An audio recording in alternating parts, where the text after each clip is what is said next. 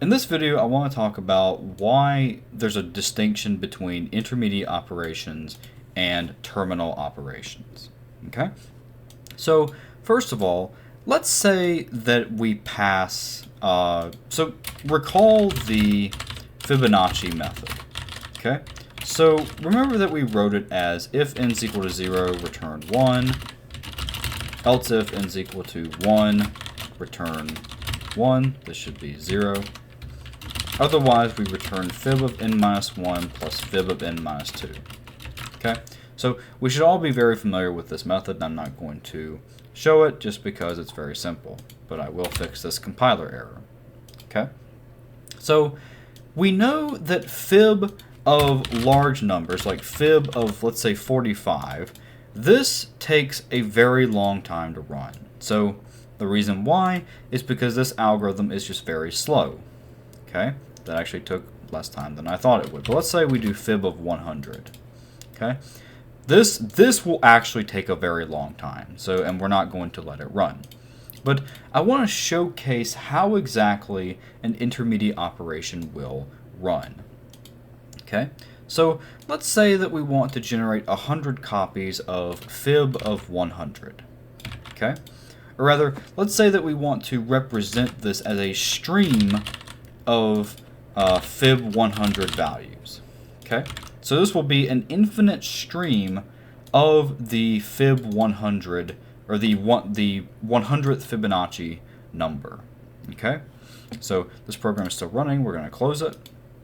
But I want to show you that computing an infinite stream of 100 Fibonacci an infinite stream of the invocation of fib 100, this actually doesn't do anything. This runs instantaneously.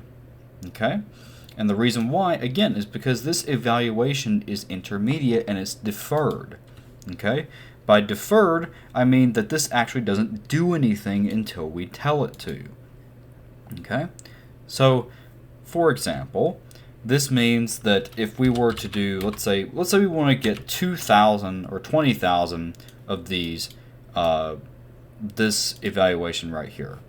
This also isn't going to do anything because, again, this is an intermediate operation. So it's not going to invoke anything or evaluate anything at all. This is just a representation of the fact that we want 20,000 of these fib 100 values in a string. Okay? It's only when we convert this into, let's say, a list that everything actually starts to evaluate. Okay? So let's run this and see what I mean.